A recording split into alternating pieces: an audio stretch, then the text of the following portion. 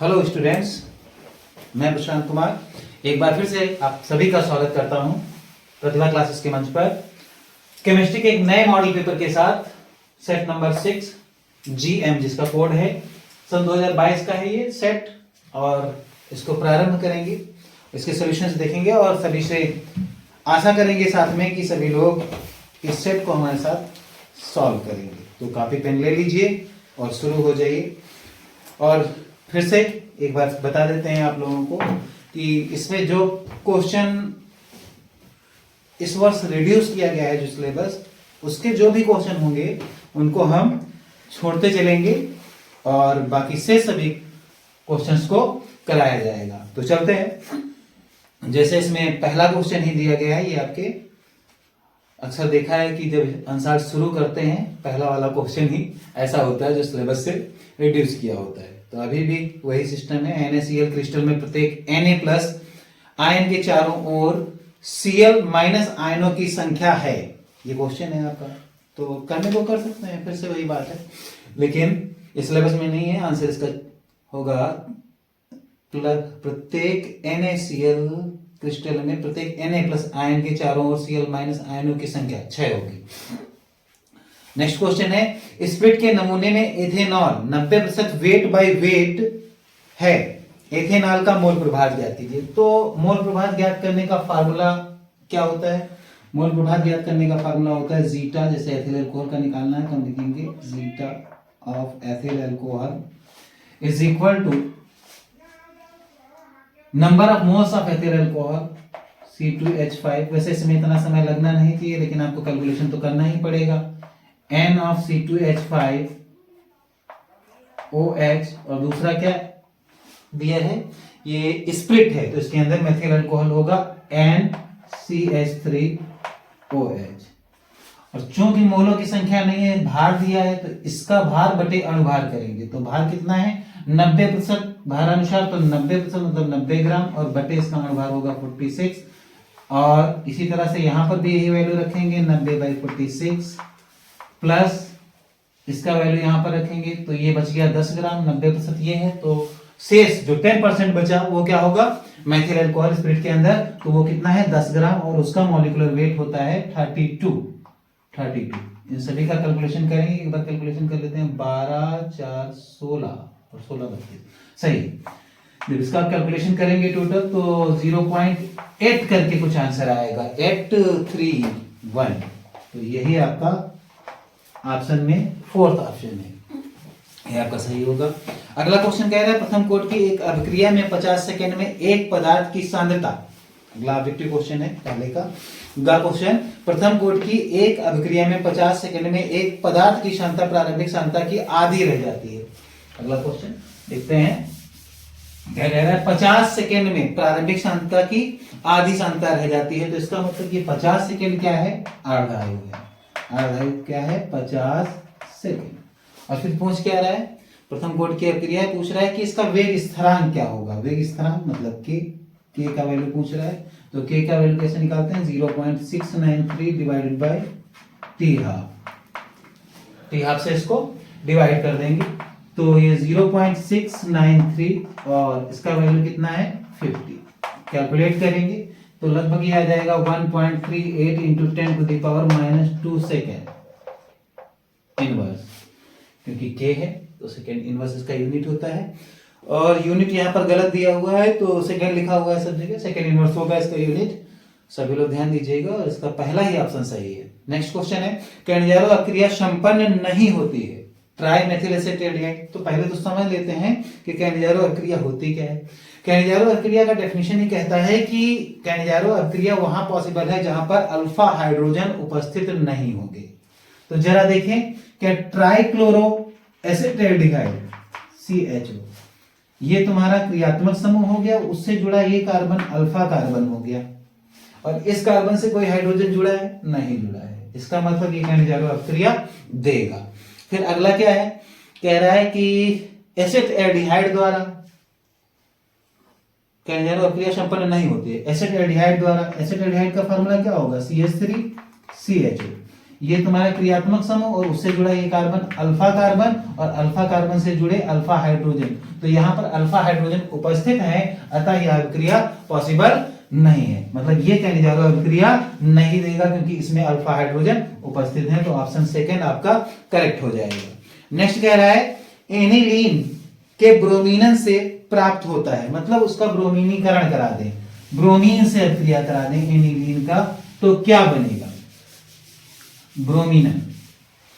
तो ब्रोमीन से जब क्रिया कराएंगे इसका, तो यहां पर ब्रोमीन जल लेना पड़ेगा आपको, क्योंकि यहां पर जो प्रोडक्ट दिए हैं उनके अनुसार आपको लग रहा है यहां पर ब्रोमीन के साथ में जल भी लेना पड़ेगा। तो एनिलीन, और एनिलीन का फार्मूला होता है C6H5NH2, बेंजीन के ऊपर NH2 लगा दिया, और साथ में इसका रिएक्शन किससे कराना है? Br2 से, इन द प्रेजेंस ऑफ वाटर। क्या बनेगा? NH2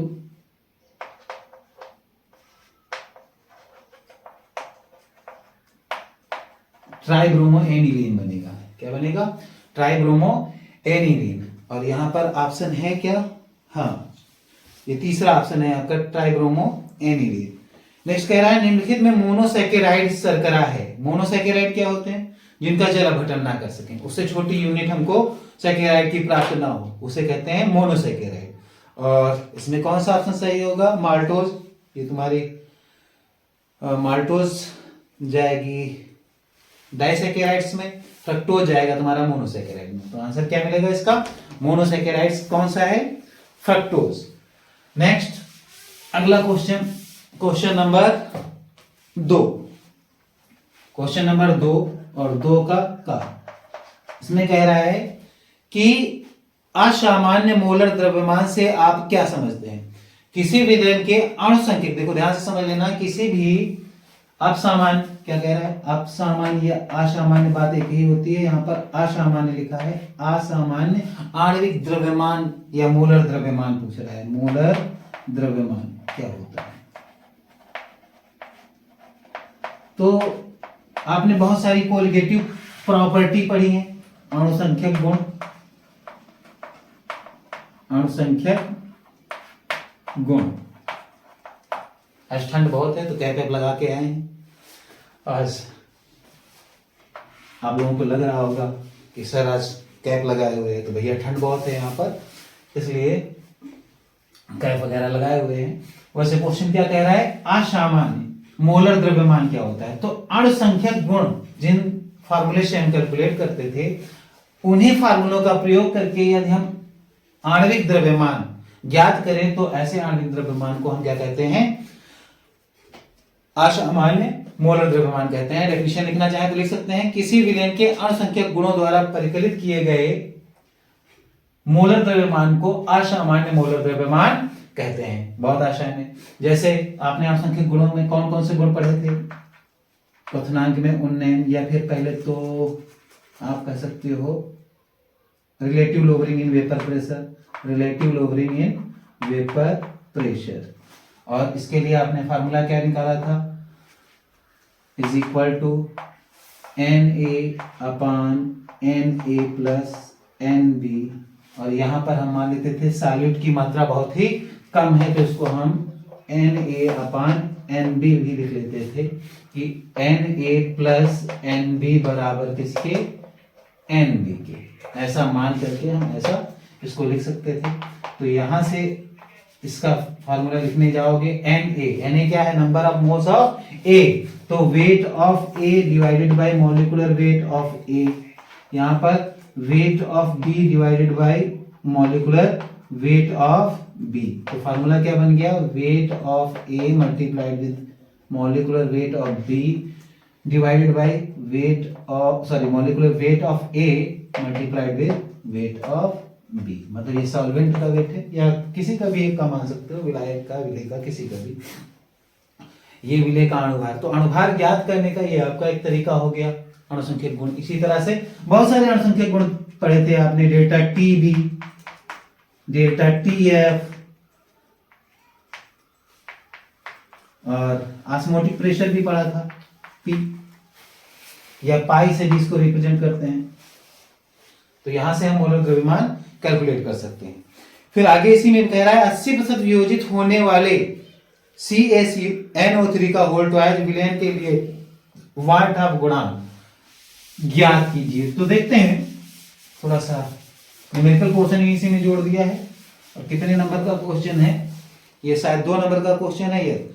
यस, यहां पर कह रहा था असामान्य मोलर द्रव्यमान क्या है, तो विलयन के अणसंख्यक गुणों द्वारा परिकलित किए गए मोलर द्रव्यमान को आप क्या कहते हो? असामान्य मोलर द्रव्यमान कहते हो। अब दूसरी बात कह रहा है 80% वियोजित होने वाले CaNO3 का होल ट्वाइस विलयन के लिए वांठा गुणांक की गणना कीजिए। तो CaNO3 का होल ट्वाइस ये आपका कंपाउंड है, कह रहा है 80% वियोजित होता है। जब इसको पानी में डाला तो इसका वियोजन होगा। वियोजन कैसे हुआ? Ca+2 में प्लस 2NO3 माइनस में। अब कह रहा है 80% वियोजित हो रहा है, तो अब क्रिया क्या कह रही है? इसका एक, मान लो t = 0 टाइम पर, कुछ समय नहीं है तो इसका एक लिया, तो यहां पर क्या बना होगा? 0, यहां पर भी 0। कुछ समय बाद कह रहे हैं कि 80% वियोजित हो गया, मतलब 80% यहां से कम हो गया। कुछ समय बाद 80% वियोजित, तो 1 का 80% कितना होगा? 0.8।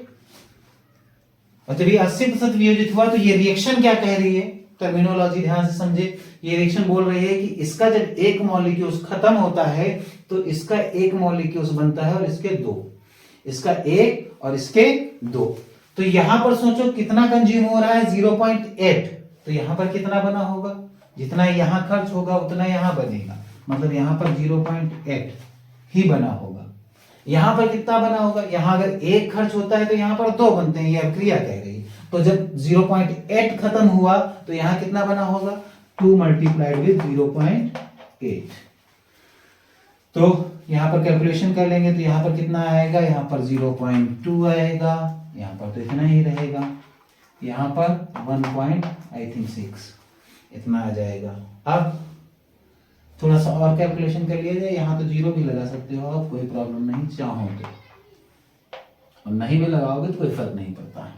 ठीक है, आगे बढ़ेंगे। आई निकालना है, तो आई निकालने के लिए क्या करते थे? Total number of particle after dissociation और एसोसिएशन, तो इन सभी को जोड़ देते हैं। वियोजन के पश्चात कुल कितने कण हैं आपके पास, उन सभी का सम कर देते हैं, डिवाइडेड बाई वियोजन से पूर्व कितने कण आपके पास थे कुल, उनसे उसको भाग दे देते हैं। तो 0.20 प्लस 0.80 प्लस 1.60 डिवाइडेड बाई, शुरुआत में कितने थे? 1 प्लस 0 प्लस 0 तो 1, कोई फर्क पड़ता नहीं।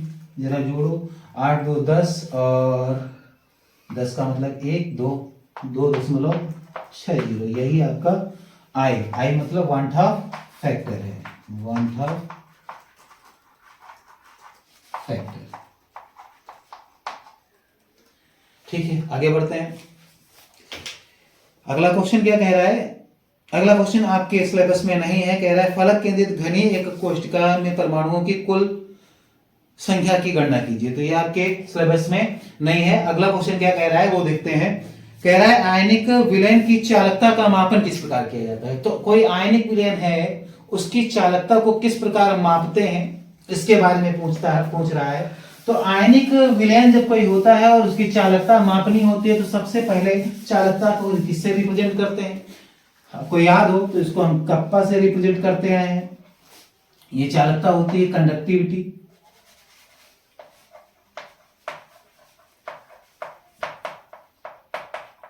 कंडक्टिविटी चालकता होती है।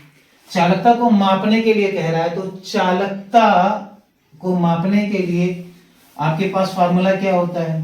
अगर ध्यान से देखें तो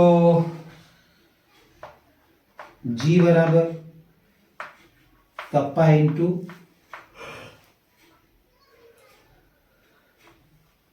A बाई L, ये फार्मूला होता है। अब इसको कैलकुलेट करना है तो ये पता होना चाहिए, कंडक्टेंस पता होना चाहिए। कंडक्टेंस नहीं पता होता है तो रेजिस्टेंस पता होना चाहिए। तो रेजिस्टेंस कहां से लाएंगे, मेन चीज ये है। तो सबसे पहले आप रेजिस्टेंस निकालने के लिए व्हीटस्टोन ब्रिज का इस्तेमाल करेंगे। कहने का मतलब आयनिक विलयनों की चालकता अगर ज्ञात करनी है तो सर्वप्रथम हमको उनका प्रतिरोध ज्ञात करना पड़ेगा, और प्रतिरोध ज्ञात करने के लिए हम किसका प्रयोग करेंगे? व्हीटस्टोन ब्रिज का प्रयोग करेंगे, जिसमें हम 3 रेजिस्टेंस ऐसे लगेंगे जिनका हमको पहले से रेजिस्टेंस पता होगा।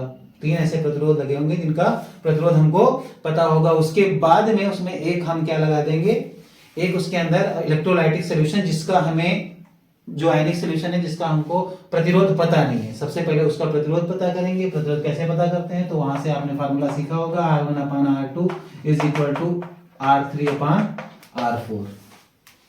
ये फार्मूला होता है। इसमें से 3 का रेजिस्टेंस आपको पता होगा, एक का नहीं पता होगा, तो यहां से रेजिस्टेंस ज्ञात कर लेंगे और यहां इस फार्मूले की सहायता से आप उसको कैलकुलेट कर लेंगे। तो आप कह सकते हो कि पहले तो रेजिस्टेंस जो है कैलकुलेट करेंगे, देन हम उसका कंडक्टिविटी कैलकुलेट कर सकते हैं। तो सबसे पहले क्या करना, व्हीटस्टोन ब्रिज की सहायता से रेजिस्टेंस ज्ञात करेंगे, देन इस फार्मूले का प्रयोग करके हम क्या ज्ञात करेंगे? उसका कंडक्टिविटी ज्ञात कर लेंगे। क्लियर है? आगे बढ़ते हैं। अगला क्वेश्चन कह रहा है, अगले बहुत सारे क्वेश्चन दिए हैं इसमें, लेकिन ये सारे क्वेश्चन आपके सिलेबस में नहीं है। पहला क्वेश्चन दिया हुआ है, मतलब दूसरे का घा, कोलाइडी विलयन का शुद्धिकरण किन विधियों द्वारा किया जाता है, तो अब आपके सिलेबस में ये भी नहीं है। अगले क्वेश्चन में क्या कह रहा है? अगले क्वेश्चन में कह रहा है कि सल्फर डाइऑक्साइड को Fe3 लक्षण के जलीय विलयन में प्रवाहित करते हैं तो क्या होता है? तो ये भी शायद इसमें कुछ लैंग्वेज भी प्रॉब्लम कर रही है और ये सिलेबस में है भी नहीं है आपकी। नेक्स्ट कह रहा है अमोनिया की क्लोरीन के आधिक्य के साथ अभिक्रिया करते हैं, तो क्लोरीन हाइड्रोजन ग्रुप में आता था, अमोनिया भी नहीं है प्रत्येक के। अब अगला क्वेश्चन क्या कह रहा है जरा देखेंगे। ये क्वेश्चन नंबर 2 का कौन सा है? गा वाला, 2 का गा क्वेश्चन है। और क्या कह रहा है ये क्वेश्चन? ये क्वेश्चन कह रहा है प्रत्येक के 2 उदाहरण देते हुए द्विक लवण तथा संकुल यौगिकों में अंतर स्पष्ट कीजिए। तो आप देखते हैं क्या कह रहा है, द्विक लवण और संकुल यौगिक। तो एक तरफ लिख लेते हैं द्विक लवण और एक तरफ संकर यौगिक। दोनों में क्या डिफरेंस है? पहले तो कह रहा है एग्जाम्पल देते हुए, उदाहरण देते हुए। तो सबसे पहले इसके उदाहरण क्या हैं? जैसे K2SO4 इंटू Al2SO4 का होल थ्राइस इंटू 24H2O। ये क्या है? द्विक लवण है। ऐसे ही दूसरा भी ले सकते हैं, बहुत सारे हैं, जैसे FeSO4 इंटू NH4 का whole twice SO4 into 6H2O। ये तुम्हारे द्विक लवण हो गए, दोनों के एग्जाम्पल। 2 उदाहरण लेने कह रहा था तो 1 और 2, ठीक है। इसमें 2 उदाहरण ले लेते हैं, जैसे K4FeCN का होल 6, और लेना चाहो तो 2 तो कहा ही है उसने, CuNH3 का होल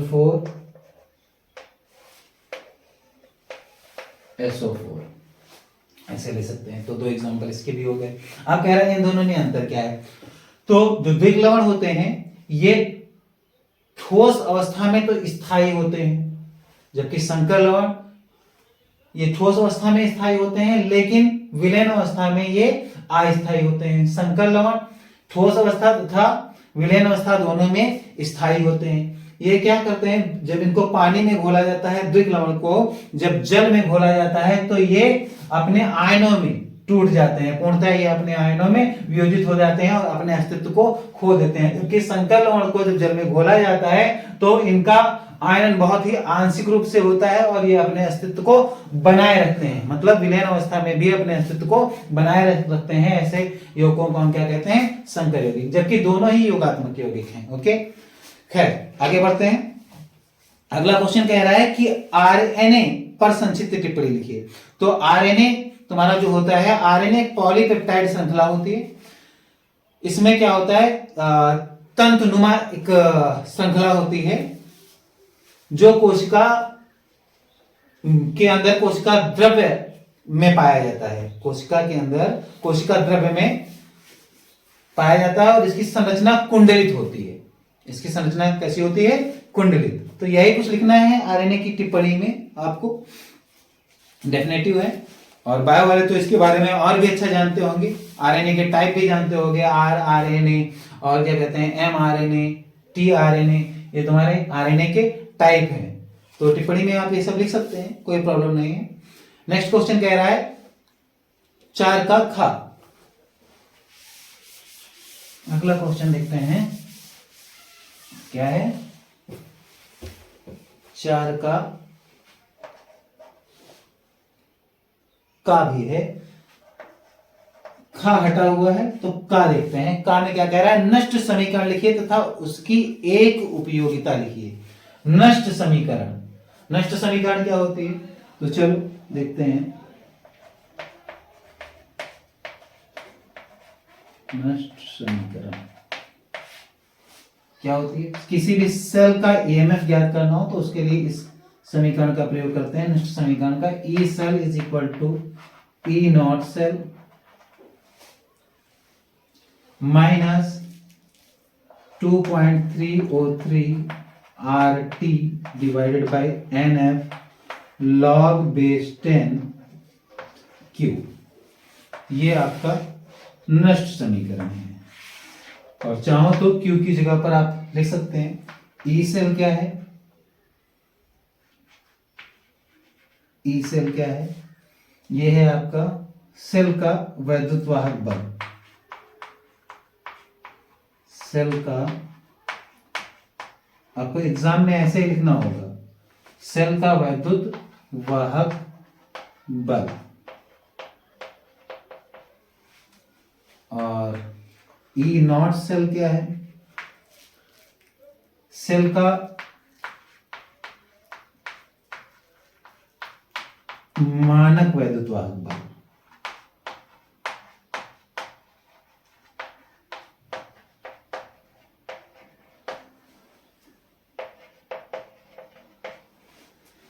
आर क्या है? आर है सार्वत्रिक गैस नियतांक।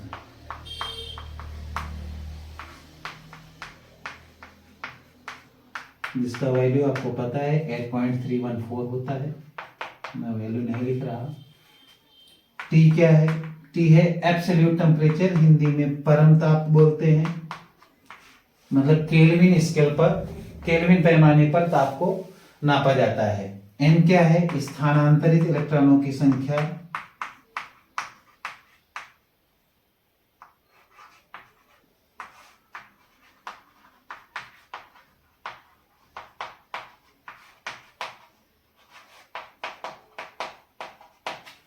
इसके बाद एफ, एफ आपका फैराडे नियतांक है।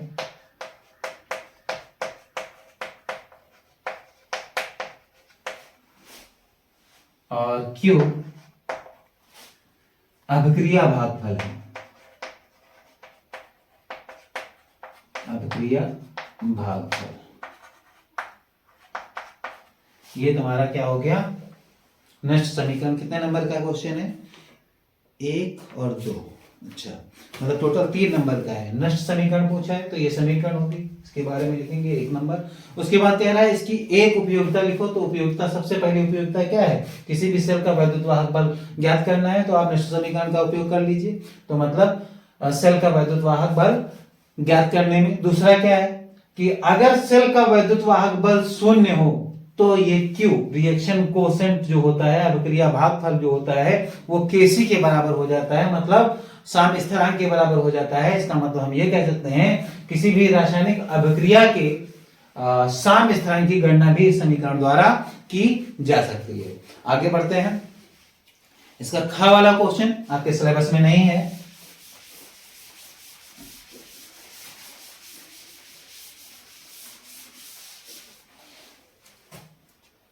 तो गा वाला क्वेश्चन है, इसमें निम्न अभिक्रिया में ए, बी तथा सी यौगिकों के नाम तथा संरचना सूत्र लिखिए।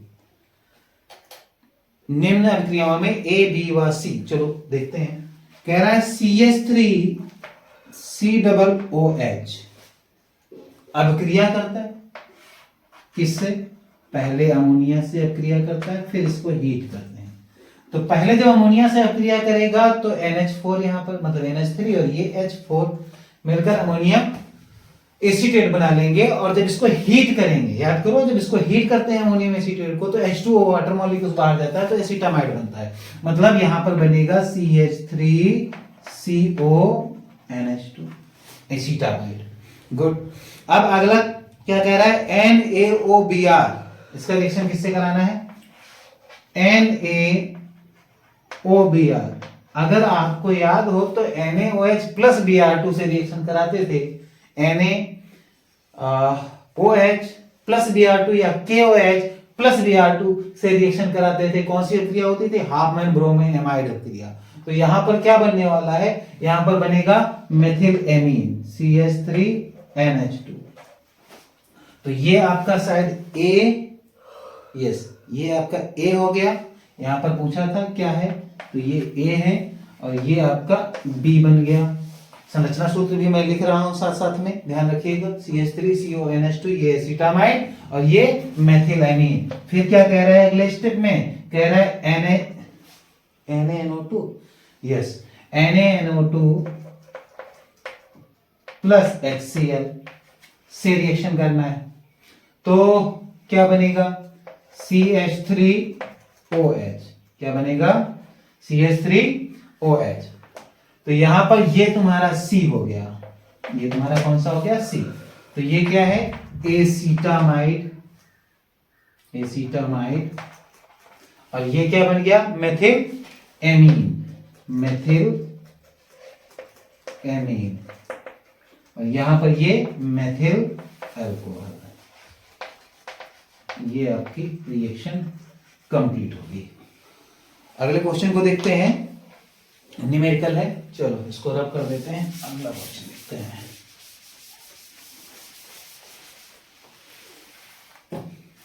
नेक्स्ट क्वेश्चन क्या है? सॉरी, उससे भी पहले एक क्वेश्चन है, वो देखते हैं, वो भी तुम्हारे सिलेबस में है। कह रहा है ग्लूकोज के दो गुणधर्म का रासायनिक समीकरण लिखिए। तो कोई ग्लूकोज के दो रासायनिक गुण लिख देने हैं, जैसे कि पहला क्या कर सकते हो? रिडक्शन करा सकते हो ग्लूकोज का, रिडक्शन। इसका ग्लूकोज का कराना है। ग्लूकोज का फार्मूला क्या होता है? C6H12O6। इसका रिएक्शन करा देते हैं HI के साथ। किसके साथ? HI के साथ, इन the presence of red phosphorus. Balance reaction नहीं लिख रहा हूं, तो क्या बन जाएगा? C6H40 प्लस में वाटर निकलेगा, ठीक है, प्लस में I2 निकलेगा। ये रिएक्शन होगी। तो क्या बन गया? Normal hexane. ठीक है। नेक्स्ट क्या कह रहा है? दो करने, तो पहला ये हो गया, दूसरा कर लेते हैं। दूसरा करा दो, तो C double bond OH structure बना लेते हैं इसका ग्लूकोज का। क्या होगा? OH CH2OH OH और OH OH, ये आपका हो गया ग्लूकोज। और यहां पर इसका रिएक्शन करा देते हैं किसके साथ? PCl5 के साथ। क्या बनेगा?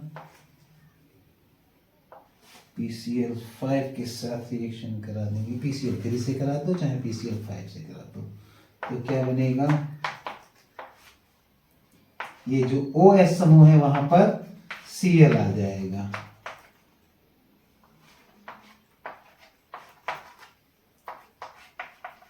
CH2Cl। तो ये बन गया ग्लूकोज पेंटाक्लोराइड। तो यहां पर दूसरी प्रॉपर्टी आप लिख लोगे, क्या नाम दे दोगे? Reaction with what? PCl3। PCl5 से भी करा सकते हो, कोई प्रॉब्लम नहीं है। PCl3 या PCl5 से रिएक्शन करा दोगे तो ये आपका बन जाएगा। और इससे ये चीज भी सिद्ध हो जाती है कि इसके अंदर 5 OH समूह है।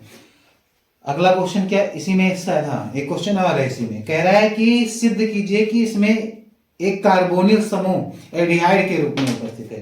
तो एल्डिहाइड के रूप में उपस्थित है, इसके लिए क्या करें, इसका हम वीक ऑक्सीडेशन करा दें। क्या करा दें? Weak oxidation. वो तो पूछ ही रहा है अलग से बिल्कुल। चलो और रिएक्शन कराते हैं। वीक ऑक्सीडेशन कराने का फायदा क्या है, आओ बताते हैं आपको। C डबल बॉन्ड OH, बाकी ग्रुप एस सच जैसे पहले भी लगाए थे थोड़ी देर पहले।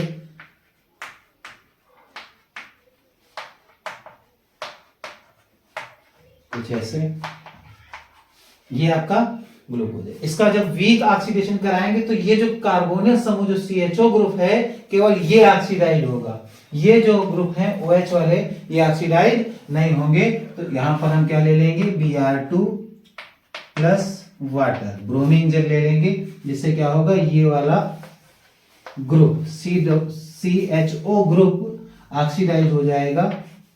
बाकी ग्रुप एज सच आप लगा सकते हो, CH2OH OH OH OH OH इस तरह से। तो ये तुम्हारा हो जाएगा ग्लूकोनिक एसिड। क्या बन जाएगा? Gluconic acid. और इससे ये सिद्ध होता है कि भैया इसके अंदर ये कार्बोनिल समूह एल्डिहाइड के फॉर्म में उपस्थित रहता है। आगे बढ़ते हैं। तो नेक्स्ट क्वेश्चन है 5 का न्यूमेरिकल है, देखते हैं। तो क्या है, कह रहा है मोलर अवनमन स्थिरांक को परिभाषित कीजिए। तो मोलर अवनमन स्थिरांक क्या होता है? मोलर अवनमन स्थिरांक, अवनमन का मतलब कमी, अवनमन स्थिरांक, मोलर डिप्रेशन कांस्टेंट। पूछ रहा है क्या होता है, जब किसी शुद्ध विलायक में किसी अवाष्पशील विलेय पदार्थ का 1 मोल घोलते हैं। जब किसी शुद्ध विलायक में किसी अवाष्पशील विलेय पदार्थ का 1 मोल घोलते हैं तो विलयन के क्वथनांक में क्या होता है? कमी आ जाती है। इसे क्या कहते हो? सॉरी, विलयन के हिमांक में कमी आ जाती है, इसे क्या कहते हो? हिमांक में अवनमन। अब पूछ क्या रहा है, मोलर अवनमन स्थिरांक। जब किसी 1 किलोग्राम शुद्ध विलायक में किसी अवाष्पशील पदार्थ का 1 मोल घोला जाता है तो विलयन के हिमांक में अवनमन को ही मोलर अवनमन स्थिरांक कहते हैं। और इसके लिए फार्मूला क्या होता है, Kf is equal to Kf, चलो पहले निकाल के देख लेते हैं। Delta TF is equal to क्या होगा, Kf into weight of A multiplied with 1000 divided by molecular weight of solute multiplied by weight of solvent. यहां से आपको ये निकालना है, शायद यही पूछ रहा है। मोलर अवनमन स्थिरांक की परिभाषा ही पूछी थी, लिखने को आप फार्मूला भी लिख सकते हैं और फार्मूला भी लिख सकते हैं। Kf इज इक्वल टू क्या हो जाएगा, delta TF multiplied with molecular weight of solute into wait of solvent divided by weight of solute multiplied with 1000। ये आपका फार्मूला बन जाएगा किसके लिए, Kf के लिए। आगे बढ़ते हैं। आगे इसी में कह रहा है कि 31 ग्राम एथिलीन ग्लाइकॉल को 500 ग्राम जल में विलय किया गया, विलयन के हिमांक की गणना कीजिए। जल के मोलर अवनमन स्थिरांक का मान 1.86 केल्विन किलोग्राम पर मोल है। ठीक है, ये देखना पड़ता है केल्विन में रखा है कि डिग्री सेंटीग्रेड में रखा है, ये आप लोग भी ध्यान देंगे। चलो सॉल्व करते हैं इसको।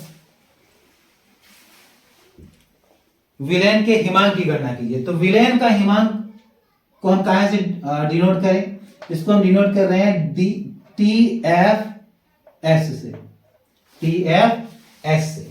मतलब ये तो फ्रीजिंग पॉइंट हो गया, ये टेम्परेचर हो गया, किसकी बात कर रहे हैं, सोल्यूशन की। तो S फॉर सोल्यूशन। अच्छा, ये आपको ज्ञात करना है। दिया क्या है, कह रहा है 31 gram ethylene glycol, weight of ethylene glycol. Ethylene glycol को हम लिखे दे रहे हैं, एथिलीन ग्लाइकॉल। इसकी मात्रा दी गई है, कितनी दी है? 31 ग्राम। 31 ग्राम। और इसका फार्मूला भी दिया होगा C2H6O2। इसका फार्मूला क्या है? यहां पर लिख रहा हूं मैं, यहीं पर लिख देता हूं, C2H6O2 क्लीन ग्लाइकॉल का ये फार्मूला है। फिर आगे क्या कह रहा है? आपको 500 ग्राम जल में घोला गया, वेट ऑफ वाटर दिया है कितना? 500 ग्राम। ये सॉल्वेंट का वाटर हो गया। ठीक, बहुत बढ़िया। फिर क्या कह रहा है? विलेन के हिमांक की गणना कीजिए। बस इतनी चीज दी है और विलेन का हिमांक पूछ रहा है। तो विलेन का हिमांक ज्ञात करने का फार्मूला क्या होता है? Delta T F is equal to T F naught minus T F S. यहां से हम ज्ञात कर सकते हैं। तो उससे पहले हमको ये पता होना चाहिए, और उसके लिए, उसको निकालने के लिए ये डाटा हमें प्रोवाइड कराया है। ठीक है, तो ये डाटा हम पुट करेंगे किस फार्मूले में?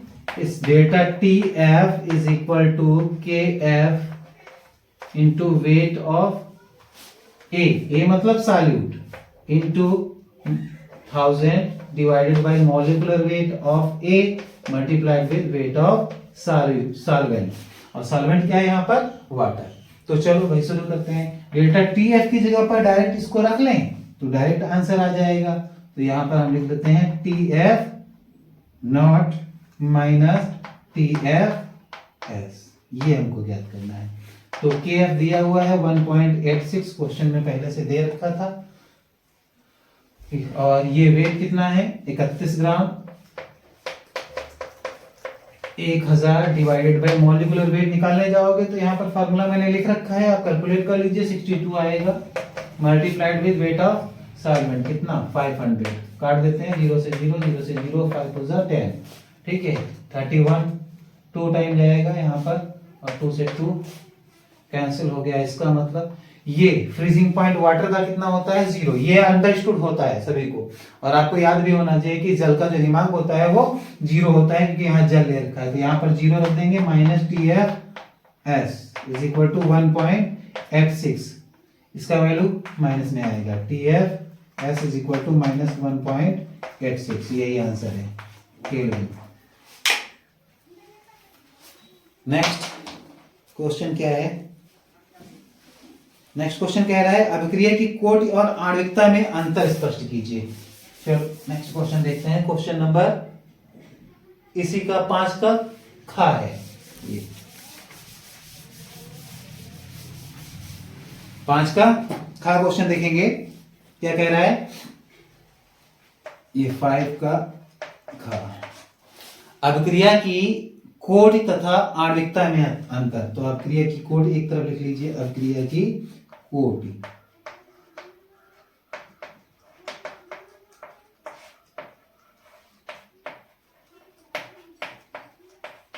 और एक तरफ अभिक्रिया की आणविकता।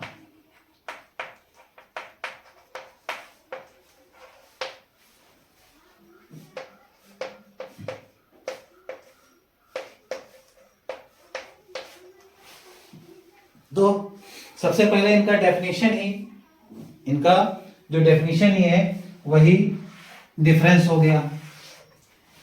अभिक्रिया की कोटि क्या होती है? किसी भी रासायनिक अभिक्रिया के वेग नियम में, किसी भी रासायनिक अभिक्रिया के वेग नियम में, पहले परिभाषा ही बोल रहा हूं, ध्यान से समझना, परिभाषा ही लिखनी होगी आपको। किसी भी रासायनिक अभिक्रिया के वेग नियम में अभिक्रिया, किसी भी रासायनिक अभिक्रिया के वेग नियम में अभिकारक अणुओं की सांद्रता पदों पर, ध्यान से समझना है, किसी भी रासायनिक अभिक्रिया के वेग नियम में अभिकारक अणुओं की सांद्रता पदों पर लगाई गई घातों के योग को अभिक्रिया की क्या कहते हैं? कोटि कहते हैं। जैसे कोई अभिक्रिया है, मान लीजिए A plus B gives you product, कोई प्रोडक्ट बन रहा है। ठीक है, मान लो किसी अभिक्रिया का वेग जो है A के प्रति, मान लो x ऑर्डर का है, मतलब इसकी x कंसंट्रेशन पर डिपेंड करता है अभिक्रिया का वेग, और b के कंसंट्रेशन की y पावर पर मान लो रेट डिपेंड करता है। तो अगर दोनों को एक साथ लिखना चाहें तो क्या लिखेंगे? A to the power x into b to the power y. या आप डायरेक्टली ऐसे भी बोल सकते हैं कि ये अभिक्रिया A plus B is gives you product, और उससे आप क्या कह सकते हैं कि उस अभिक्रिया का वेग ए की सांद्रता की x घात पर और b की सांद्रता की y घात पर निर्भर करता है। तो इसका ऑर्डर क्या होगा, अभिक्रिया की कोटि क्या होगी, ऑर्डर को लिखते हैं n से, और ऑर्डर बनेगा x प्लस वाई। क्या बनेगा, x प्लस वाई। ये अभिक्रिया का वेग नियम कहलाता है। क्या कहलाता है, अभिक्रिया का वेग नियम। तो फिर से बताता हूं, किसी भी रासायनिक अभिक्रिया के वेग नियम में अभिकारक अणुओं की सांद्रता पदों पर लगाई गई घातों के योग को अभिक्रिया की क्या कहते हैं, कोटि। और दूसरा, अभिक्रिया की आणविकता क्या होती है, किसी साधारण संतुलित रासायनिक समीकरण में अभिक्रिया, किसी साधारण संतुलित रासायनिक समीकरण में भाग लेने वाले अभिकारक अणुओं की कुल मोलों की संख्या को। जैसे मान लो कोई अभिक्रिया है A प्लस बी और उससे कुछ बन रहा है, मान लो C बन रहा है, कुछ भी बन रहा है, कोई प्रोडक्ट बन रहा है, यहां पर इसका एक और इसका एक मोल लिया गया, तो इसका मतलब इस अभिक्रिया की जो आणविकता है वो कितनी होगी, 2। 1 प्लस 1 कितना, 2। अब मान लो यहां पर 2A प्लस बी ले लिया जाए, कुछ बन रहा हो, यहां पर कोई प्रोडक्ट बन रहा हो, तो उसकी आणविकता कितनी होगी, उसकी आणविकता 2 और 1 कितनी हो जाएगी, 3। मतलब किसी रासायनिक अभिक्रिया, कोई रासायनिक अभिक्रिया है, सबसे पहली बात वो साधारण होनी चाहिए और संतुलित भी होनी चाहिए। किसी साधारण संतुलित रासायनिक समीकरण में भाग लेने वाले अभिकारक अणुओं की कुल संख्या को क्या कहते हैं, अभिक्रिया की आणविकता कहते हैं। तो डेफिनेशन इसकी देनी है और डेफिनेशन ही वहां पर उसकी देनी है। तो समझ में आ गया होगा एक एक डिफरेंस। दूसरा डिफरेंस क्या होगा, अभिक्रिया की जो कोटि होती है वो पूर्ण संख्या होती है, एक पूर्ण संख्या होती है, मतलब 0 1 2 3 ये सब हो सकती है, लेकिन अभिक्रिया की आणविकता शून्य नहीं हो सकती, ये शून्य नहीं हो सकती है, ये प्राकृत संख्या हो सकती है, ठीक है, नेचुरल नंबर हो सकती है, लेकिन ये शून्य नहीं हो सकती। आप खुद ही सोचो, कोई अभिकारक ही आपके पास नहीं है तो अभिक्रिया किसकी कराओगे, तो अभिकारक चाहिए ना कुछ चाहिए, तो यहां पर अभिकारक के कुछ ना कुछ मोल होने चाहिए तभी अभिक्रिया होगी, अर्थात अभिक्रिया की आणविकता शून्य नहीं होती है। यह अभिक्रिया की कोटि ऋणात्मक हो सकती है, अभिक्रिया की आणविकता ऋणात्मक नहीं हो सकती है। अभिक्रिया की कोटि भिन्नात्मक हो सकती है, अभिक्रिया की आणविकता भिन्नात्मक नहीं होती है। इसमें 1 2 3 4 मॉलिक्यूल्स होंगे, ऐसा नहीं कि आधा मॉलिक्यूल ले लिया किसी रासायनिक अभिक्रिया के लिए, तो ऐसा पॉसिबल नहीं है, वहां पर एक पूर्ण संख्या होनी चाहिए। अब इसके अतिरिक्त ये जो अभिक्रिया की आणविकता है ये जटिल और सरल दोनों प्रकार की अभिक्रियाओं के लिए कैलकुलेट की जा सकती है, जबकि अभिक्रिया की आणविकता जो होती है वो केवल साधारण अभिक्रिया के लिए डिफाइंड है और कॉम्प्लेक्स रिएक्शन के लिए वो डिफाइंड नहीं है, जबकि यहां पर ये कॉम्प्लेक्स और सिंपल दोनों रिएक्शन के लिए डिफाइन होती है। क्लियर है, तो यहां तक ये आपका डिफरेंसेस हो जाएंगे, और भी डिफरेंसेस हो सकते हैं इसके। खैर इतने काफी होंगे।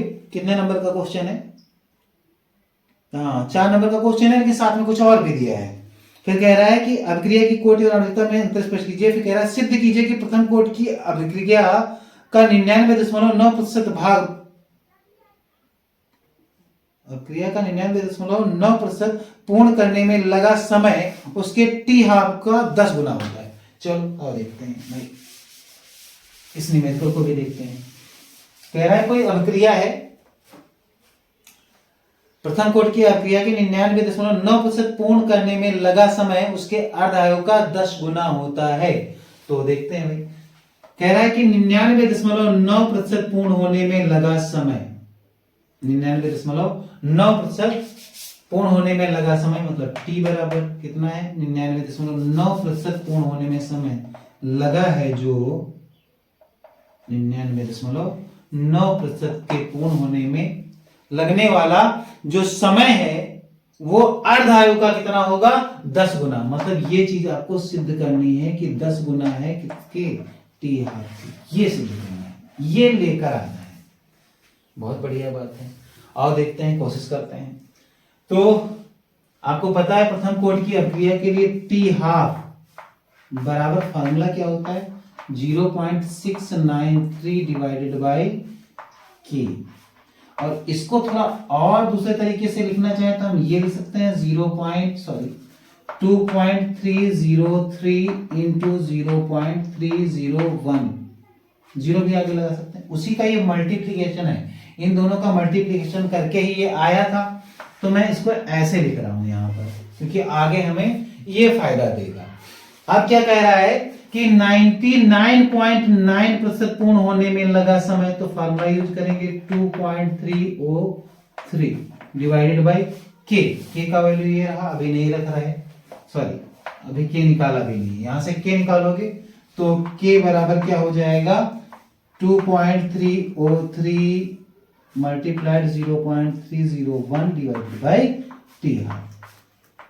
ठीक, अब जरा यहां कोशिश करते हैं, देखते हैं क्या बनेगा। लॉग बेस 10, अभी मैं फार्मूला लिख रहा हूं सी नॉट बाई सी टी।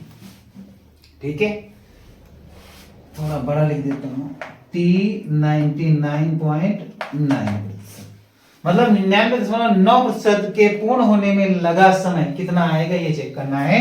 तो t is equal to t 99.9% is equal to 2.303 divided by K का वैल्यू कितना ये रहा, तो हम लिख सकते हैं 2.303 into 0.301 divided by T half,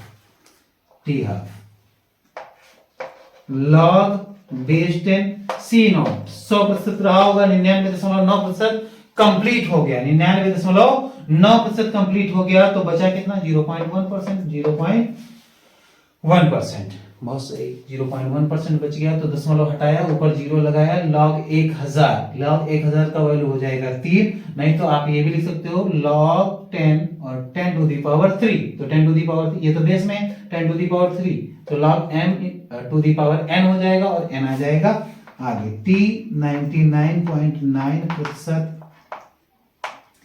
is equal to, यहां से ये कैंसिल, ये पहुंच गया ऊपर, t half multiplied with 0.301, sorry यहां पर तो कुछ है ही नहीं ना, t हाफ ही बचा, ये तो कट गया, बटे में क्या बचा 0.301 लॉग बेस 10, और इसको लिख सकते हैं 10 to the power 3 log m to the power n, log m to the power n। अब ये जो n है ये कहां आ जाएगा, क्योंकि लॉग की एक प्रॉपर्टी होती है log base 10 m to the power n is equal to n log m, ये प्रॉपर्टी होती है, ये फॉर्मूला यहां अप्लाई करेंगे। t 99.9% is equal to t half by, और ये 3 आगे आ गया, और लॉग 10 का वैल्यू 1 होगा, ये हो जाएगा 0.301, कैलकुलेशन करेंगे तो लगभग ये 10 के समथिंग ये आएगा, और साथ में t हाफ, यही प्रूफ करना था।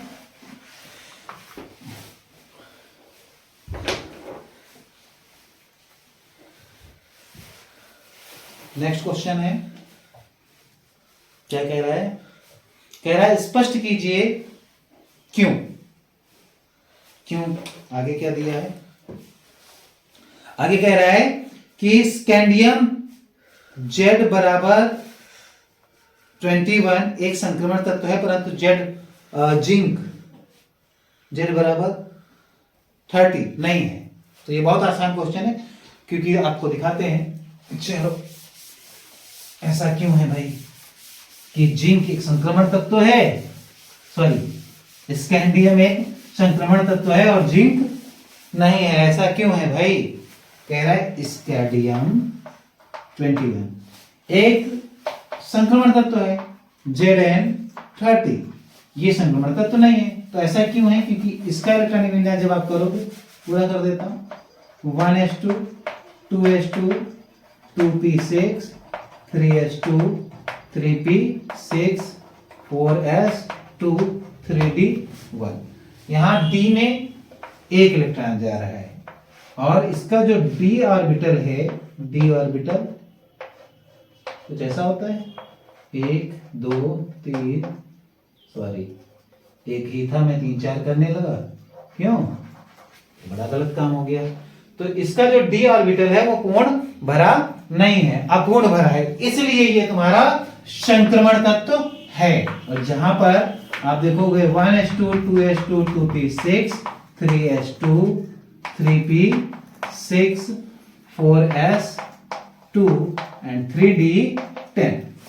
ठीक है, यहां पर इसका जो डी ऑर्बिटल है ये कंप्लीट भरा हुआ है। देखो 1 2 3 4 5 6 7 8 9 10 कंप्लीट फील्ड है। और जब डी ऑर्बिटल कंप्लीट फील्ड होता है तो ऐसे एटम को हम संक्रमण तत्व नहीं बोलते हैं, जबकि जिनका डी ऑर्बिटल कंप्लीट फील्ड नहीं होता उनको हम संक्रमण तत्व बोलते हैं। तो ये तुम्हारा संक्रमण है, ये संक्रमण नहीं है। इसका रीजन क्या है? इसका डी ऑर्बिटल कंप्लीट फील्ड नहीं है, यहाँ पर कंप्लीट फील्ड है। ओके, आगे बढ़ते हैं। नेक्स्ट क्वेश्चन कह रहा है Cr+2, इसी में सेकंड है गा का, 5 का गा का सेकंड।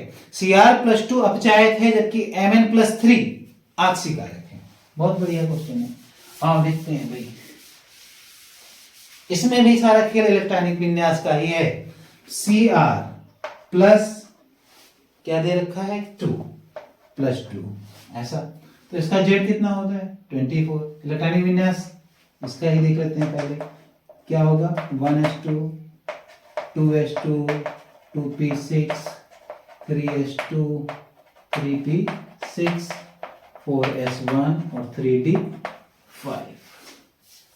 2 इलेक्ट्रॉन निकाल दिए, कहा 2 इलेक्ट्रॉन निकाल दिए, तो गायब कौन हुआ? ये तो हो गया 4s0, इसमें तो इलेक्ट्रॉन ही नहीं बचा, यहां बचा कितना 4। बहुत बढ़िया, 4 बचा। यहां पर क्या सिचुएशन होगी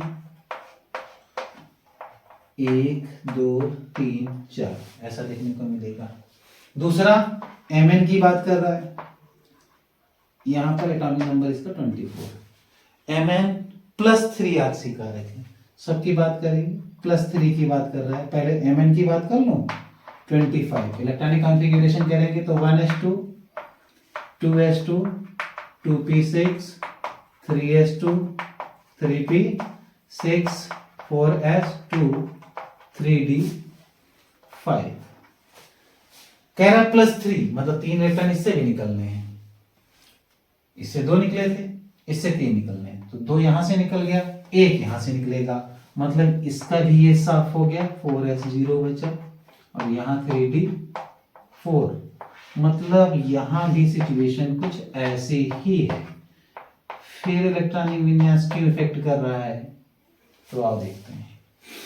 एक बात आप जान लीजिए, जो Cr+2 है, ये जो इसका d ऑर्बिटल है ये 2 भागों में स्प्लिट कर जाएगा, Eg सेट और T2g सेट।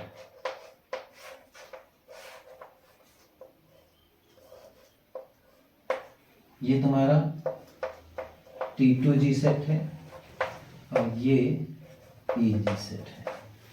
तो यहां पर क्या होगा, जब इलेक्ट्रॉन भरेंगे तो इसके अकॉर्डिंग अगर इसमें इलेक्ट्रॉन भरने जाएंगे तो 1 2, क्योंकि यहाँ एनर्जी गैप है बहुत ज्यादा है, तो पहले इलेक्ट्रॉन यहाँ पेयर होंगे 1 2 3 और 4। तो ये इलेक्ट्रॉन इस इलेक्ट्रॉन को बाहर निकालना चाहता है। क्यों बाहर निकालना चाहता है? क्योंकि जब हाफ फील्ड होगा तो ज्यादा स्टेबल होगा, तो ये यहां से इसको इलेक्ट्रॉन को बाहर करना चाहता है। जब इस इलेक्ट्रॉन को ये बाहर कर देगा तो ये स्टेबल हो जाएगा और इलेक्ट्रॉन का रिलीज करेगा। इलेक्ट्रॉन का रिलीज करेगा तो स्वयं इसका क्या होगा, ऑक्सीडेशन। जब स्वयं इसका ऑक्सीडेशन होगा, इसका मतलब ये अपचायक की तरह कार्य करेगा।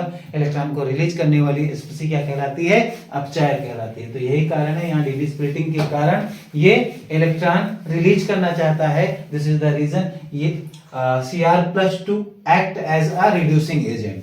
ये कार्य करेगा किस तरह से, रिड्यूसिंग एजेंट की तरह। वाई वहीं पर इसकी बात करेंगे तो यहाँ डी स्प्लिटिंग नहीं होती, और डी स्प्लिटिंग नहीं होती तो ये एक इलेक्ट्रॉन चाहेगा ताकि ये आधा भर जाए। आधा भरा हुआ डी कक्षक अधिक स्थायी होता है, तो जब यहाँ डी स्प्लिटिंग नहीं होगी तो ये एक इलेक्ट्रॉन चाहेगा, और एक इलेक्ट्रॉन जब लेगा तो इसका स्वयं का अपचयन हो जाएगा, अर्थात ये ऑक्सीकारक की तरह कार्य करेगा। ये इलेक्ट्रॉन लेना चाहता है क्योंकि एक इलेक्ट्रॉन इसके पास आएगा तो ये आधा भर जाएगा, अर्धपूर्ण हो जाएगा, और अर्धपूर्ण होने से इसकी स्टेबिलिटी बढ़ जाएगी, जिस कारण ये किसका कार्य करता है, आपसी कारक का। और ये अपचायक का कार्य क्यों करता है, क्योंकि ये इलेक्ट्रॉन को रिलीज करना चाहता है, किसकी वजह से, डी स्प्लिटिंग के कारण। ठीक है, तो मेरे ख्याल से ये बात समझ में आ गई होगी कि Cr+2 रिड्यूसिंग एजेंट की तरह क्यों कार्य करता है, और ये ऑक्सीडाइजिंग एजेंट की तरह क्यों कार्य करता है। नेक्स्ट क्वेश्चन क्या कह रहा है, नेक्स्ट क्वेश्चन कह रहा है निम्नलिखित उपसंयोजक यौगिकों के सूत्र लिखिए। ठीक है, चलो देखते हैं क्या कह रहा है। निम्नलिखित उपसंयोजन यौगिकों के सूत्र, पोटेशियम ट्राईऑक्सीलेटो क्रोमेट, पोटेशियम कितना है अभी नहीं पता। फिर क्या कह रहा है, ट्राईऑक्सीलेटो, ट्राईऑक्सीलेटो, ट्राईऑक्सीलेट का फार्मूला क्या होता है, C2O4, ट्राई मतलब 3 बार, ट्राईऑक्सीलेटो, फिर साथ में क्रोमेट Cr, कितनी ऑक्सीडेशन नंबर है, 4। तो 4 के लिए 3 दूनी 6, और 6 में से कितना 2, ये फार्मूला हो जाएगा। एक फार्मूला ये हो गया। दूसरा क्या है, डाइक्लोरोबिस, डाइक्लोरोबिस एथेन 1,2 डाइएमीन, मतलब डाइक्लोरोबिस। तो डाइक्लोरो मतलब Cl2, और बिस एथिलीन डाइएमीन, En का होल ट्वाइस, एथिलीन डाइएमीन हो गया। प्लेटिनम 4th नाइट्रेट, प्लेटिनम चाहिए, और 4th नाइट्रेट के लिए 2 माइनस का इधर से आएगा, 2 माइनस का और चाहिए, तो नाइट्रेट पर 1 होता है, ट्वाइस लगा दो। तो ये दोनों फार्मूले हो गए। क्वेश्चन नंबर 5 का घा था, 5 का घा। ठीक है, आगे बढ़ते हैं। अगला क्वेश्चन कह रहा है, कारण सहित स्पष्ट कीजिए, कारण सहित स्पष्ट कीजिए कि हैलोजन रंगीन होते हैं। तो ये भैया आपके सिलेबस में अभी नहीं है, इस वर्ष हटा दिया गया है हैलोजन ग्रुप, और आज ठंड बहुत ज्यादा है तो हाथ मल रहे हैं, तो आप लोग सोच रहे होंगे कि सब तो हाथ ही मला करते हैं। अगला कह रहा है कि, तो ये क्वेश्चन आपके सिलेबस में है ही नहीं, पहली चीज। 6 का नहीं है, और का पहला नहीं है, फिर सेकंड भी नहीं है, अथवा वाले भी सारे क्वेश्चन नहीं है। 6 का मतलब का वाला पूरा क्वेश्चन ही आपके सिलेबस में नहीं है। तो अगला क्वेश्चन क्या है, 6 का खा। इसको देखते हैं, कह रहा है निम्नलिखित यौगिकों के आयुपैक पद्धति में नाम लिखिए, मतलब आयुपेशीय नाम पूछ रहा है। चलो आओ चेक करते हैं भाई आयुपेशीय।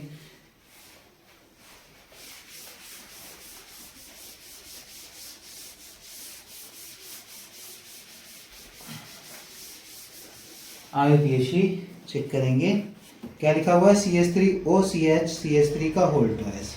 तो CH3O CH3 का CH और CH3 का होल ट्वाइस, तो 2 बार CH3 है, ऐसे लगा लें, कोई प्रॉब्लम तो होगी नहीं, होल ट्वाइस। तो मेन चेन चुनेंगे तो 1 2 3, 1 2 3, 3 कार्बन की मेन चेन हो जाएगी, और ये हो जाएगा सब्स्टिट्यूएंट तुम्हारा कितने पर, 2 पर। तो 2, और इस सब्स्टिट्यूएंट्स को क्या कहते हो, मेथ के साथ ऑक्सी लगा देते हैं, मेथॉक्सी, और 3 कार्बन के लिए प्रोप, सिंगल बॉन्ड के लिए एन, यही इसका आईपीएसी नाम हो गया। नाम क्या हो गया, 2 मेथॉक्सी प्रोपेन।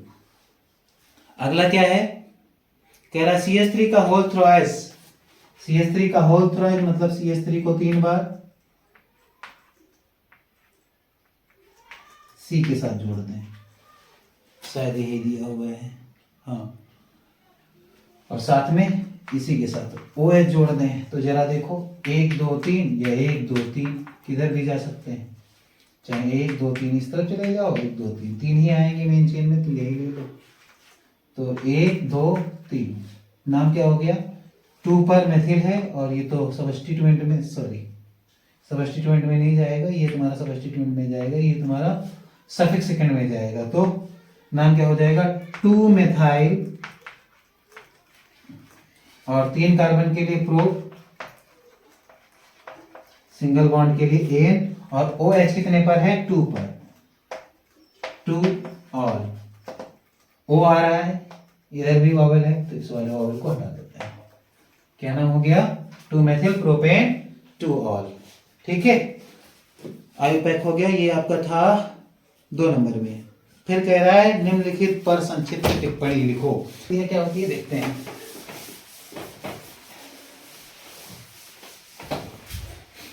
रायमाटी बनाती है। फिनॉल का रिएक्शन, फिनॉल ले लीजिए, इसका रिएक्शन चाहे तो आप क्लोरोफॉर्म और NaOH या KOH बेसिक मीडियम, इसी तरह से चाहे तो फिनॉल का रिएक्शन आप कार्बन टेट्राक्लोराइड और NaOH या कोई भी क्षारीय माध्यम ले लीजिए, NaOH KOH, ठीक है, स्ट्रॉन्ग लेना है। तो यहाँ पर आपका बनेगा, अगर आपने क्लोरोफॉर्म लिया है तो आपका बनेगा सैलिसिलएल्डिहाइड, और यदि आपने प्रयोग किया है कार्बन टेट्राक्लोराइड का तो यहां बन जाएगा सैलिसिलिक एसिड। तो कहने का तात्पर्य यह है कि फिनॉल की क्रिया चाहे तो आप क्लोरोफॉर्म और NaOH और चाहे कार्बन टेट्राक्लोराइड और NaOH के साथ कराएं तो सैलिसिलएल्डिहाइड या सैलिसिलिक एसिड बनता है, और इस क्रिया को आप क्या कहते हो, रायमर्टिमैन अक्रिया कहते हो। नेक्स्ट क्या कह रहा है, कह रहा है कि असममित ईथर पर टिप्पणी लिखिए। तो ईथर समूह के दोनों तरफ लगने वाले जो एल्किल समूह हैं वो अगर डिफरेंट हैं, वो यदि भिन्न भिन्न है, तो ऐसे ईथर को हम क्या कहते हैं, ऐसे ईथर को हम कहते हैं असममित ईथर। जैसे आओ देखते हैं, CH3O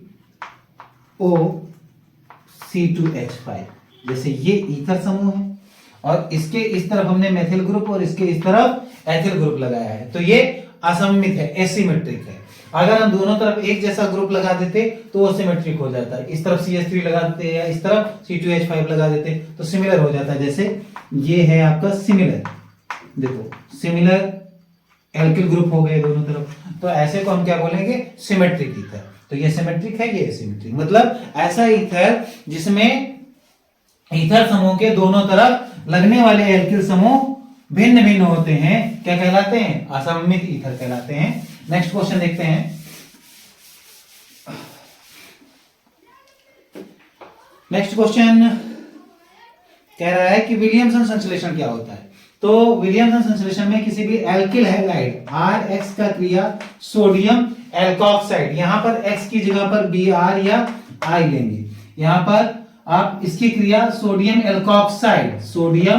एल्कोक्साइड के साथ करा दीजिए इन the presence of any ether, ether की उपस्थिति में कराएंगे और बनेगा क्या, ROR, और ये NaI निकल जाएगा। इस क्रिया को हम क्या कहेंगे, विलियमसन संश्लेषण। मतलब किसी भी एल्किल हैलाइड की क्रिया सोडियम एल्कोक्साइड के साथ ईथर की उपस्थिति में कराने पर ईथर का निर्माण होता है। इस क्रिया को हम क्या कहते हैं, विलियमसन संश्लेषण कहते हैं।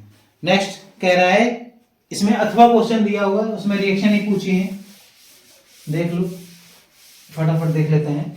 क्या कह रहा है कि क्या होता है जब, केवल रासायनिक समीकरण दीजिए।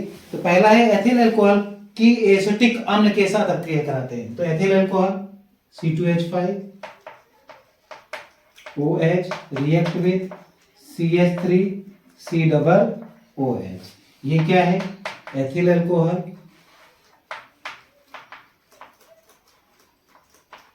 और ये क्या है, एसिटिक एसिड।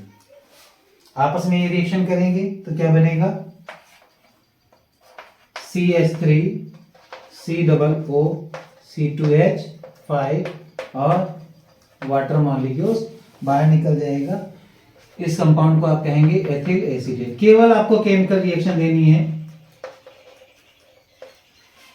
दूसरा क्या है, दूसरा कह रहा है कि एनीसॉल का नाइट्रेशन करेंगे। एनीसॉल क्या होता है, बेंजीन रिंग के ऊपर या किसी भी कॉर्नर पर OCH3 लगा दें, ये आपका हो जाता है एनीसॉल। एनीसॉल इसका नाइट्रेशन कराना है, HNO3 के साथ रिएक्शन कराना है। ये आर्थो और पैरा डायरेक्टिंग ग्रुप है, तो यहाँ पर आर्थो और पैरा कंपाउंड बनेंगे OCH3 और साथ में NO2 और प्लस में OCH3 और NO2 सॉरी। ये तुम्हारा मेजर बनता है, ये माइनर, ये अधिक मात्रा में बनता है, ये कम मात्रा में बनता है। तो अगला क्वेश्चन क्या है, फिनॉल शांत नाइट्रिक अम्ल से क्रिया करता है, तो TNP बनेगा, ट्राइनाइट्रोफिनॉल बनेगा। इसको रब करते हैं, नेक्स्ट रिएक्शन कराते हैं आपको, फटाफट से ध्यान दीजिएगा, थोड़ा वीडियो लंबा जा रहा है, जो कि 3.5 घंटे का पेपर ही होता है। इसमें कुछ चीजें रिड्यूस की गई हैं, तो जिस कारण थोड़ा कम समय लगेगा, वरना 3 घंटे का पेपर है तो 2.5 घंटे तो लगने ही है, 2.5-2 घंटे तो लगेंगे। मान लो हम लिखते नहीं है लेकिन बताते तो हैं, आप सभी को सारी डेफिनेशन से बताते हैं। नेक्स्ट क्वेश्चन कह रहा है, मतलब रिएक्शन पूछी गई है, क्या पूछा है, फिनॉल शांत नाइट्रिक अम्ल के साथ क्रिया करता है। फिनॉल का फार्मूला क्या होता है, बेंजीन बनाया, उसके ऊपर एक OH लगाया, ये आपका फिनॉल तैयार है। अब इसका क्या कराते हैं, नाइट्रेशन। तो जब कंसंट्रेटेड है, ये कंसंट्रेटेड लिया गया, मतलब इसकी मात्रा अधिक रहेगी, तो फिर क्या बनेगा, पहले स्टेप में तो मान लो ये बनेगा OH NO2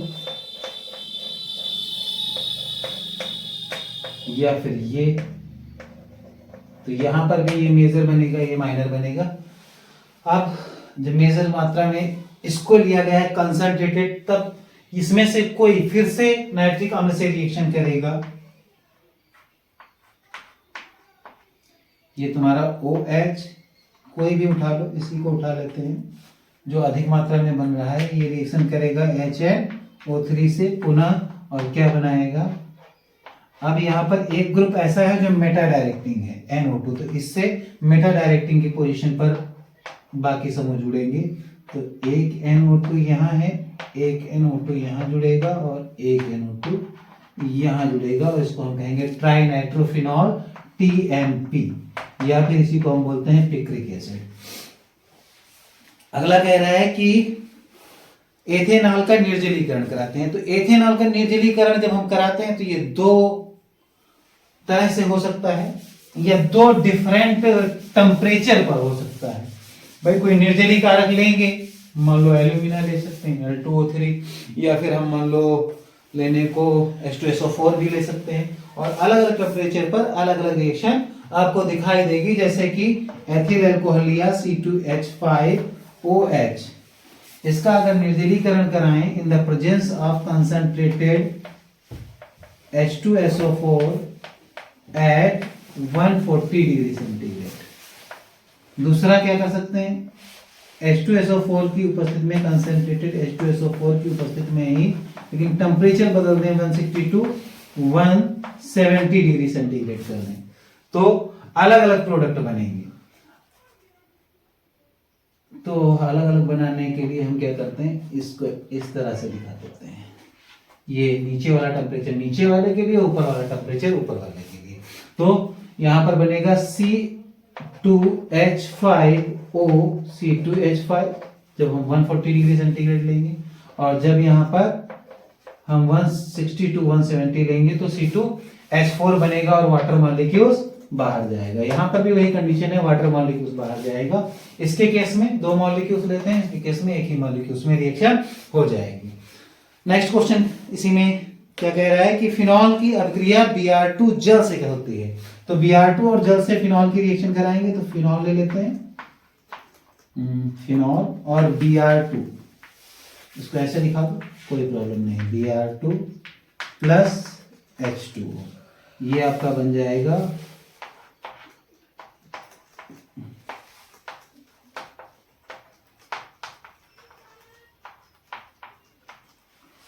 ट्राइब्रोमोफिनॉल बन जाएगा। नेक्स्ट क्या कह रहा है, निम्नलिखित पर टिप्पणी लिखिए। वुड्स फिटिंग अक्रिया, वुड्स फिटिंग अक्रिया में क्या होता है, चलो देखते हैं।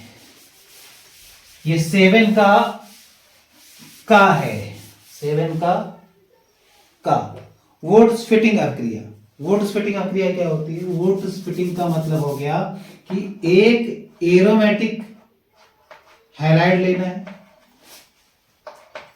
और एक एलिफैटिक हैलाइड लेना है, जैसे ये, और इसकी रिएक्शन करा दें सोडियम मेटल के साथ इन the presence of ether, ether की उपस्थिति में। तो बनेगा क्या? यहां पर कोई एल्किल एरोमेटिक कंपाउंड बनेगा और इस रिएक्शन को हम क्या कहेंगे? वुड्स फिटिंग अभिक्रिया। वुड्स फिटिंग अभिक्रिया। नेक्स्ट क्वेश्चन क्या कह रहा है? नेक्स्ट क्वेश्चन कह रहा है ग्रिग्नार्ड अभिकर्मक क्या होता है? टिप्पणी लिखनी है तो यही पूछ रहा है क्या होता है, इस पर भी टिप्पणी लिखनी थी तो हम बोल सकते हैं किसी भी एरोमेटिक हैलाइड और एलिफैटिक हैलाइड की क्रिया सोडियम धातु से ईथर की उपस्थिति में कराने पर कोई एल्किल एरोमेटिक यौगिक बनता है। इस क्रिया को क्या कहते हैं? इस क्रिया को हम वुड्स फिटिंग अभिक्रिया कहते हैं। फिर नेक्स्ट क्वेश्चन है ग्रिग्नार्ड अभिकर्मक क्या होता है? तो ग्रिग्नार्ड अभिकर्मक का डेफिनेशन बहुत ही आसान है, आपने पढ़ रखा होगा। RMgX मतलब एल्किल मैग्नीशियम हैलाइड को क्या कहते हैं? ग्रिग्नार्ड अभिकर्मक कहते हैं। एल्किल मैग्नीशियम हैलाइड को ग्रिग्नार्ड अभिकर्मक कहते हैं, ऐसे ही रिप्रेजेंट कर देंगे बस। फिर क्या कह रहा है? फिटिंग अभिक्रिया। तो यहां पर हम क्लोरोबेंजीन की क्रिया सोडियम धातु से ईथर की उपस्थिति में कराते हैं तो डाइफेनिल बनता है या बाइफेनिल बनता है, इस तरह से।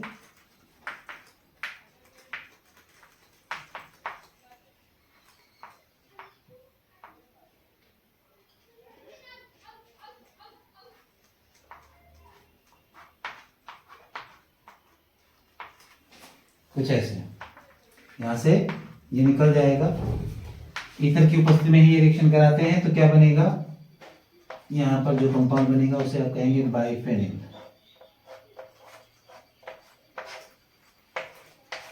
प्लस में NaCl या NaI जैसा भी लेंगे यहां पर वैसा निकल जाएगा। तो कहने का मतलब क्लोरोबेंजीन की क्रिया सोडियम धातु के साथ कराते हैं, सोडियम धातु के साथ कराते हैं ईथर की उपस्थिति में तो क्या बनता है? बाइफेनिल बनता है। इस क्रिया को हम क्या कहते हैं? फिटिंग अभिक्रिया कहते हैं। फिर क्या कह रहा है? अथवा करके कह रहा है कि क्या होता है जब क्लोरोबेंजीन की निम्नलिखित से अभिक्रिया होती है? नाइट्रीकरण, हैलोजनीकरण और सल्फोनीकरण। और देखते हैं, इसको भी करते हैं।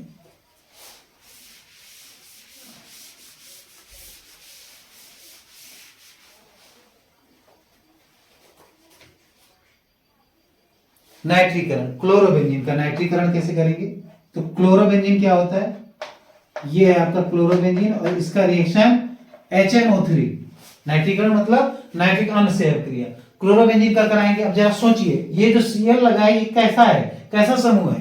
आर्थो पैरा डाइरेक्टिंग समूह है। तो यहां पर जो समूह जुड़ेगा आकर इस बेंजीन रिंग से वो आर्थो और पैरा की पोजीशन पर जुड़ेगा, दोनों पोजीशन पर जुड़ेगा। तो यहां पर ये कुछ ऐसे जुड़ेगा, Cl और NO2 प्लस Cl और NO2।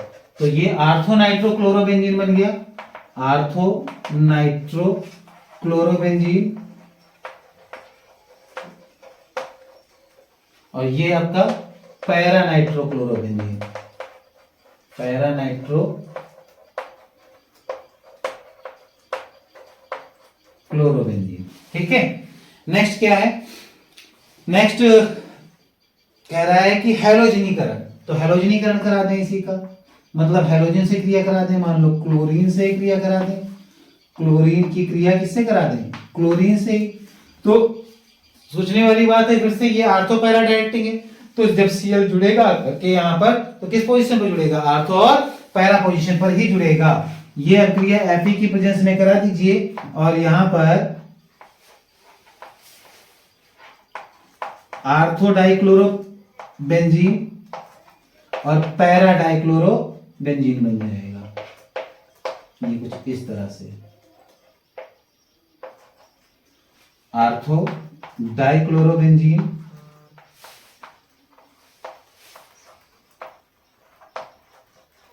और para dichloro benzene.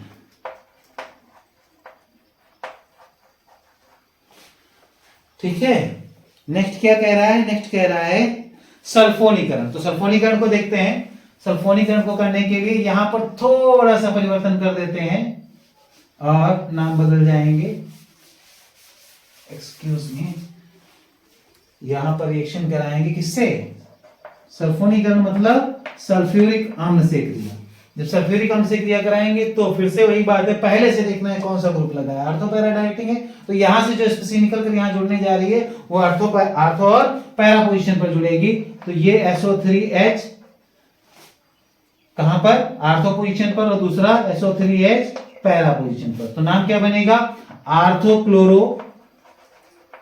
आर्थोक्लोरो benzene sulphonic अम्ल। बेंजीन सल्फोनिक अम्ल, सल्फोनिक एसिड। वैसे ही उसका नाम हो जाएगा para chloro benzene sulphonic acid. आगे बढ़ते हैं। तो ये 7 का क्वेश्चन आपका समाप्त होता है। नेक्स्ट क्या कह रहा है? निम्नलिखित पर टिप्पणी लिखो। कैनिजारो क्रिया। कैनिजारो क्रिया क्या होती है? कैनिजारो क्रिया आपको हमने चलो अभी बताना है 1 मिनट में, फटाफट से देखते हैं कैनिजारो क्रिया क्या होती है।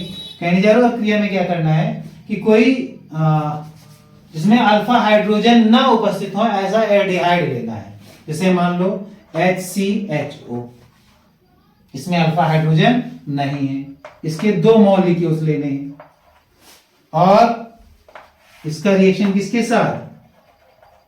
क्षार से, मतलब NaOH से करा देंगे तो क्या बनेगा? HCOONA और प्लस H3OH।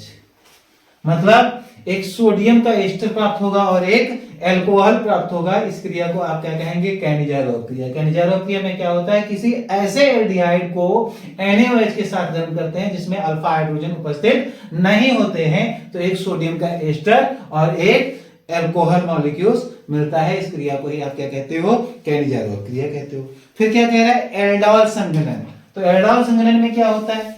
एल्डोल संघनन मतलब यह क्रिया बिल्कुल कैनिजारो क्रिया की ही तरह है, लेकिन थोड़ा सा परिवर्तन इसलिए है क्योंकि उसमें ऐसा होता था कि अल्फा हाइड्रोजन उपस्थित नहीं होते थे, इसमें अल्फा हाइड्रोजन उपस्थित होते हैं। मतलब 2 ऐसे एल्डिहाइड लेते हैं जिसमें अल्फा हाइड्रोजन उपस्थित होते हैं, और जब अल्फा हाइड्रोजन उपस्थित होते हैं, इसको लिखने का थोड़ा तरीका बदल रहा हूं, C≡OH, CH3CHO। तो अल्फा हाइड्रोजन उपस्थित होते हैं, तब हम क्या कराते हैं? इन दोनों को आपस में NaOH की उपस्थिति में गर्म करते हैं, और जब गर्म करते हैं तो क्या बनता है? जरा देखेंगे, यहां से H निकलेगा और इस O के साथ जुड़ जाएगा, तो CH3CHOH और यहां से H सिंगल बॉन्ड CH2CHO। 1 2 3 4। तो यहां पर 1 2 3, या ये बोल सकते हैं ये अल्फा हो गया और ये बीटा हाइड्रोक्सी एल्डिहाइड प्राप्त होता है। क्या करते हैं भाई? अल्फा हाइड्रोजन युक्त एल्डिहाइड के 2 अणुओं को NaOH के साथ गर्म करने पर बीटा हाइड्रोक्सी एल्डिहाइड प्राप्त होता है। इस क्रिया को हम क्या कहते हैं? एल्डोल संघनन कहते हैं। इस क्रिया को क्या कहते हैं? एल्डोल संघनन। एल्डोल संघनन। तो उम्मीद से मेरी बात समझ में आई होगी। पीछे भी बता चुके हैं इस रिएक्शन को, शायद फर्स्ट वाले अनसॉल्व्ड पेपर के साथ मैंने इस बात को बताया था। ठीक है, अब आगे बढ़ते हैं। नेक्स्ट क्वेश्चन इसी पर है शायद आधारित। हाँ, क्या कह रहा है? क्रॉस एल्डोल संघनन क्या होता है? क्रॉस एल्डोल संघनन, उस पर टिप्पणी पूछ रहा है। तो क्रॉस एल्डोल संघनन में कुछ नहीं, अल्फा हाइड्रोजन जिसमें उपस्थित है ऐसे आपको एल्डिहाइड लेने हैं, एक एरोमेटिक और एक एलिफेटिक, एल्डिहाइड। ऐसा एल्डिहाइड जिसमें अल्फा हाइड्रोजन उपस्थित हैं, लेकर के सोडियम हाइड्रोक्साइड के साथ अभिकृत करते हैं, गर्म करते हैं, तो हमको क्या प्राप्त होता है? बीटा हाइड्रोक्सी एल्डिहाइड पुनः प्राप्त होता है, और इस क्रिया को हम क्या कहते हैं? क्रॉस एल्डोल संघनन कहते हैं। रिएक्शन करा देते हैं, ध्यान से देखिएगा। ये आपका हो गया CH2CHO और इसका रिएक्शन करा दें हम CH3CHO के साथ। तो अब देखें जरा क्या सिचुएशन आएगी। NaOH की प्रेजेंस में जब रिएक्शन कराएंगे तो आपको कुछ ऐसा कंपाउंड मिलेगा CH2 CHOH और CH2CHO। तो ये तुम्हारा क्रियात्मक समूह हो गया, ये अल्फा और ये बीटा, बीटा हाइड्रोक्सी क्या एल्डिहाइड। तो यहाँ पर एक हमने एरोमेटिक एल्डिहाइड लिया है और एक एलिफैटिक एल्डिहाइड लिया है, फिर भी हमें क्या प्राप्त होगा, बीटा हाइड्रोक्सी एल्डिहाइड प्राप्त होगा। और इस क्रिया को हम क्या कहेंगे, क्रॉस एल्डाल संघनन। क्रॉस एल्डाल का मतलब क्या है कि एक एरोमेटिक लेना है और एक एलिफैटिक एल्डिहाइड लेना है जिसके अंदर अल्फा हाइड्रोजन उपस्थित ना हो। उनको हम क्या करेंगे, NaOH के साथ हीट करेंगे और हमें क्या मिलेगा, बीटा हाइड्रोक्सी एल्डिहाइड प्राप्त होगा। इस रिएक्शन को हम क्या कहेंगे, क्रॉस एल्डाल कंडेंसेशन कहेंगे। नेक्स्ट कह रहा है अथवा वाला क्वेश्चन देखेंगे इसी का 7 के खा का अथवा वाला क्वेश्चन। टॉलेन अपकर्मक का उपयोग क्या है। तो टॉलेन अपकर्मक का उपयोग होता है कीटोन और एल्डिहाइड में अंतर स्पष्ट करने के लिए हम टॉलेन अपकर्मक का उपयोग करते हैं। दूसरा क्या कह रहा है, फेलिंग विलेन का उपयोग क्या है। तो फेलिंग विलेन का उपयोग भी यही है, लेकिन एक थोड़ा सा डिफरेंस और है कि जो डायबिटीज के मरीज होते हैं उनके यूरिन में ग्लूकोज को भी हम फेलिंग सोल्यूशन से चेक करते हैं। तो यूज दोनों के सेम थे, एक यूज उसका थोड़ा डिफरेंट है। नेक्स्ट क्वेश्चन क्या है, कह रहा है मेथिल कीटोन का हाफमैन अभिक्रिया द्वारा ऑक्सीकरण। तो बहुत आसान है, हाफमैन अभिक्रिया। मेथिल कीटोन की बात तो की, तो मेथिल कीटोन का मतलब है RCO और CH3। ये मेथिल, ये कीटोन, इधर तो कुछ भी लगा सकते हैं ना, तो मेथिल कीटोन, या इधर भी मेथिल लगा सकते थे, कोई दिक्कत नहीं। इसका रिएक्शन किससे कराना है, हाफमैन ब्रोमेमाइड द्वारा ऑक्सीडेशन बोल रहा है कराने को, तो कोई प्रॉब्लम ही नहीं है। क्या करोगे, तो हाफमैन ही बोला है कि हेलोफॉर्म बोला है, हाँ हेलोफॉर्म बोला है। तो हेलोफॉर्म बोला है तो NaOH ले लीजिए और साथ में क्लोरीन, आयोडीन, ब्रोमीन, एजोर्बिस, जो चाहे वो ले सकते हो। बनेगा क्या, यहां से CH, Cl3, साथ में H2O, साथ में NaCl, यस NaCl, और क्या बनेगा, और बनेगा HCOONA। ये हो गई रिएक्शन, हो गया ऑक्सीडेशन। तो ऑक्सीडेशन किसमें होता है, HCOONA में ऑक्सीडेशन हो जाता है इसका, हाफमैन ब्रोमोएमाइड अभिक्रिया द्वारा किसका, मेथिल कीटोन का। ऑक्सीकरण किसमें होता है, सोडियम एसीटेट में ऑक्सीकरण हो जाता है। ठीक है, तो आज का ये आपका पेपर यहां समाप्त होता है और हम चाहेंगे कि आप सभी बहुत मेहनत से इन अनसार्ड पेपर को सॉल्व कीजिए और मेरे साथ आप अगर अनसार्ड पेपर सॉल्व करते रहेंगे तो उम्मीद है कि इसमें जो अच्छे अच्छे अनसार्ड पेपर हैं उनको हम सॉल्व करा देंगे और आपकी बोर्ड की अच्छे से तैयारी होगी, कोशिश करेंगे। ठीक है, थैंक यू।